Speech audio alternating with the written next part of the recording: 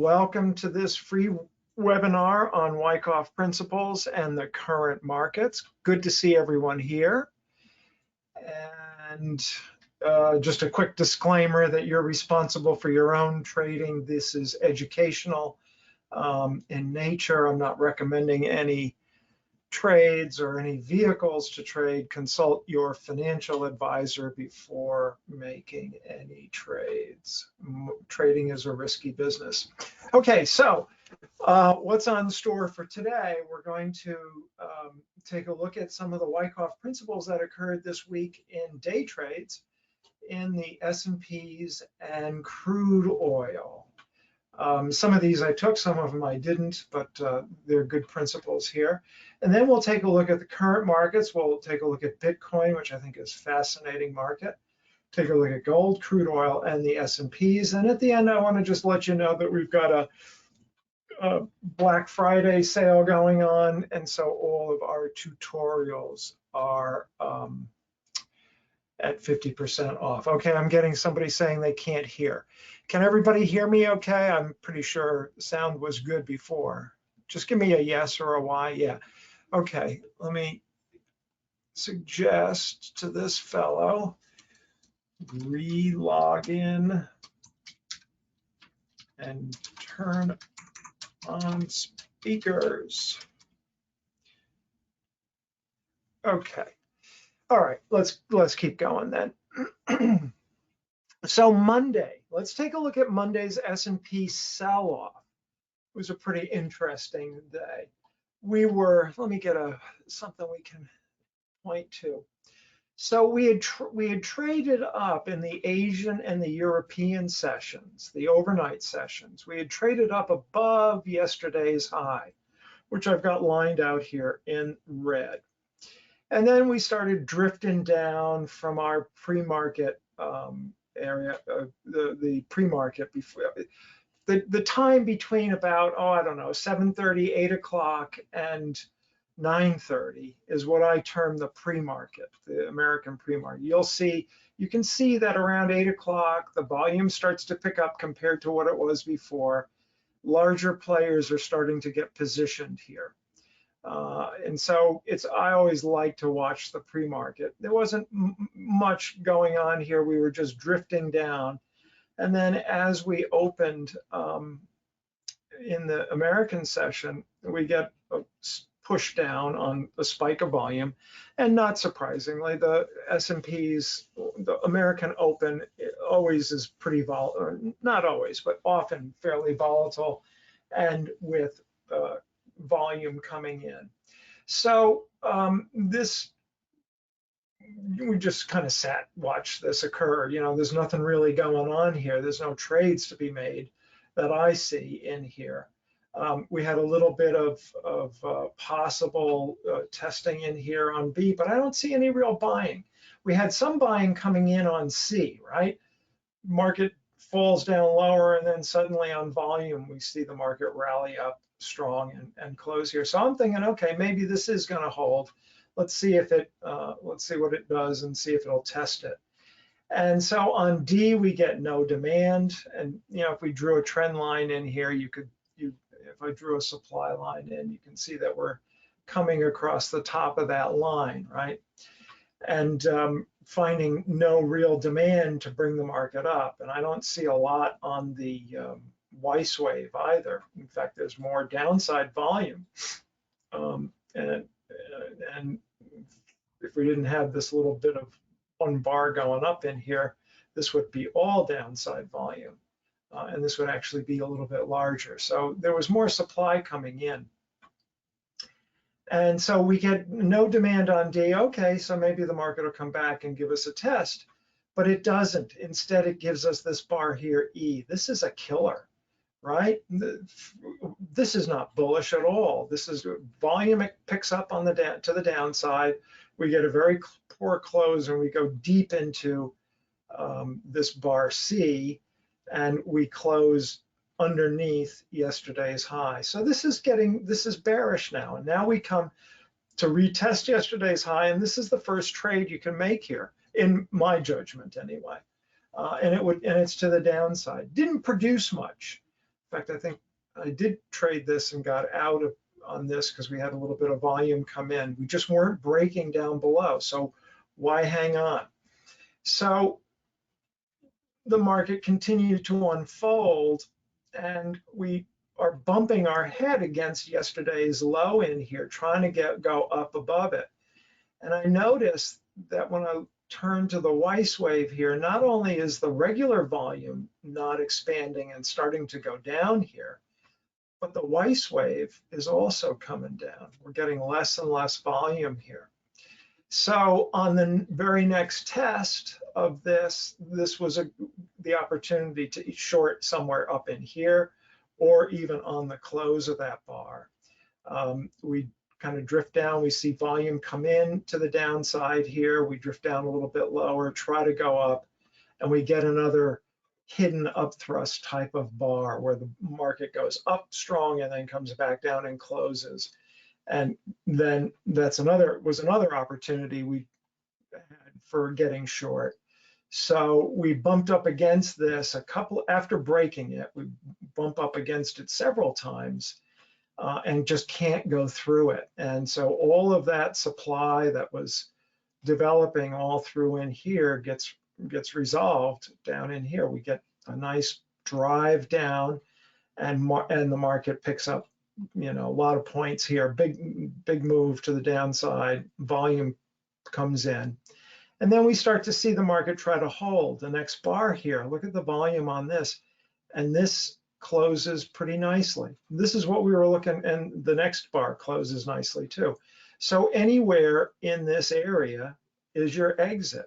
And you got a nice little trade somewhere from 70 or maybe a little bit below from about 83, 82, 10, 12, 13 point run on the S&Ps on a Monday. That's pretty nice. Where is the stop? Yeah, you don't need a big stop here. The line in the sand is this level here at 85.5. So I just put it up at 86 and maybe a quarter, 3/4 of a point above this, and that would be your stop. You'd be looking to, because if it reverses and starts pushing up after several times trying to do it and not able to do it, it'll go through it at that point. Something has changed. Okay, well, let's keep going here. Yeah, ask questions as we go along. I'll give some time for questions at the end, but ask questions as we go along. It's always easier when we do that, and it's more fun too. So let's take a look at Tuesday. Now we have something just the opposite. Here we have market bumping its head against resistance.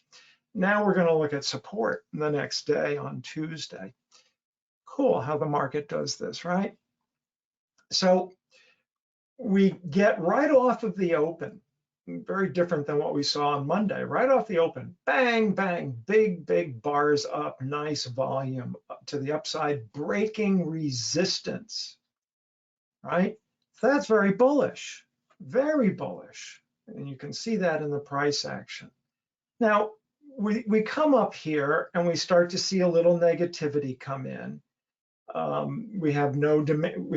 Let's get the marker here. We get a little bit of supply on this bar with some decent volume. B tries to rally up, but it just doesn't have the volume to do it. We come back up in here. I'm not sure exactly where this bar is, but we get another, we're trying to get over this high. We can't do it. We have a little up thrust in here. So, an aggressive scalping type trader might short in here, but I wouldn't do that because you've got such strength in the background. And just be patient and wait for your trade to come to you. And so we see that the market comes down into this area, down into C. And I look at the Weiss wave volume. And the wave volume, what's going on in the wave volume, by the way, I probably should have explained this, but we see a down wave. Let's get a better pen color so we can see. We see a down wave here, right? A swing down. Waves and swings are synonymous. They mean the same thing. So that's that. Try to the wave volume for, yeah, for this goes up to here and up to this point, and that's the wave volume on A, right? Then we come down for a couple of bars. This is, and we get a down wave, and that's the wave volume on that move down. And then we go up on B and immediately come back down again. This is we set the flip, if you will, the reversal of the Weiss wave at 3/4 of a point. That's been common for several years now. And so we don't, and again, we try to rally up again, and we get, it's only a 1-bar rally, but we can calculate the volume on that wave, and or a 1-bar wave, I should say, and it's minuscule. There's just no fuel to push up. So the market comes down, and now it looks negative, but we come right up to support, right? And we look at the volume and we compare it back to what happened earlier. And look at the volume, there's just no comparison. This is less than half of what's going on over here. So there's really no supply in this market, and there's a lot of demand, and we're coming right back on top of old resistance, turns into support. This is also, we call this a vertical acceleration area, meaning that we had strong ease of movement, strong flow to the upside, strong movement to the upside. Markets often come back around the halfway point to try to test those areas, and that's what we're seeing here. We see some buying come in right after C. Not a lot of volume picks up in here, right?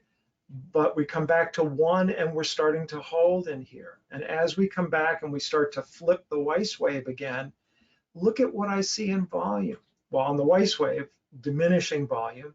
And here on bar 1, we get, there's just no supply down here. And because there's no supply, the market floats up and closes firm, floats up and closes firm, and then starts moving up. And then we start to see volume come in. But this is a very bullish picture right here, where we're sitting on top of old resistance, now support, where we had strong vertical movement prior to this on good volume, good Weiss wave volume. Nothing in the supply has shown us anything to be concerned about. And in fact, the supply is diminishing both on the Weiss wave and on the regular volume. So that either bars 1 or 2 is your entry. I call it feathering in. You get a bar here, so I try to buy. It's actually on the second bar, I think, is the nicer one. You try to buy down in here a little bit. So I don't know where this closed. Let's say that this closed at 89.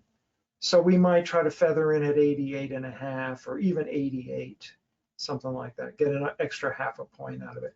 Over time, you're trading day after day, you can pick up a half a point here, a half a point there, a point there. It really adds up. So it's worthwhile doing that. Some questions. When you see a sequence of red bars on the Weiss wave interrupted by one blue bar and then another sequence of red bars, do you normally ignore that blue bar? Sometimes yes, and sometimes no. I know it's not a good answer, but it's the context, right? So coming back up here to this day, Monday, we had one blue bar that kind of, but it didn't make a new high. I think actually it's this bar here. It didn't make a new high, or it couldn't get out of resistance, none of that. So this, I would be looking at that and saying to myself, there's a lot of supply coming into this market from early on. So in this case, yes, I would do it. Now, in this case, I would say probably not, because demand is in the background, and it doesn't really